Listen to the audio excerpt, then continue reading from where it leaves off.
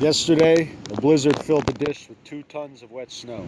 I had to clear it by myself with a small broom. A film crew recorded my struggle, and Nazi Jay, the tenant, came out of his house to mock me as I staggered around in the snowdrifts. He has no rights to the big eye, no possible way to wire in. It would split and diminish my signal. And we could do that, like the boss used to say, but it would be wrong. There is no point in scanning the skies with anything less than the finest and most sensitive equipment. Last night I pulled in a hazy black and white signal that was not even listed. It was an old Jim Morrison concert or maybe a pirated video.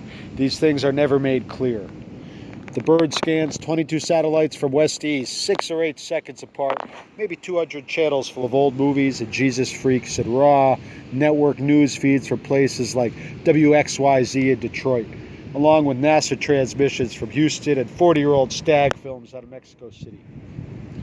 There is too much lame garbage, far more than a sane man can stand. With the right kind of equipment, or even the wrong kind, and a fine hand on the knobs, you could pick up the collected speeches of Henry Kissinger, a censored version of Deep Throat, and 101 famous games of the Harlem Globetrotters. There is no end to it, all day and all night, in some kind of relentless auto-reverse that never sleeps. But you don't get a lot of Jim Morrison. That is what we call a special. Straight black and white footage of crazy Jim on stage in the old days with a voice like Fred Neil's and eyes smarter than James Dean's and a band that could walk with the King or anybody else. There were some nights when the Doors were the best band in the world. Morrison understood this, and it haunted him all his life. On some nights he was noisy and lewd, and on others he just practiced. But every once in a while he could get it into his head to go out and dance with the big boys. And on a night like that, he was more than special. Jim Morrison could play music with anybody. One of these days, we'll get around to naming names for the real Rock and Roll Hall of Fame. In that nervous right now realm beyond Elvis and Chuck Berry and Little Richard. And the talk will turn to names like Bob and Mick and to tunes like Morrison Hotel.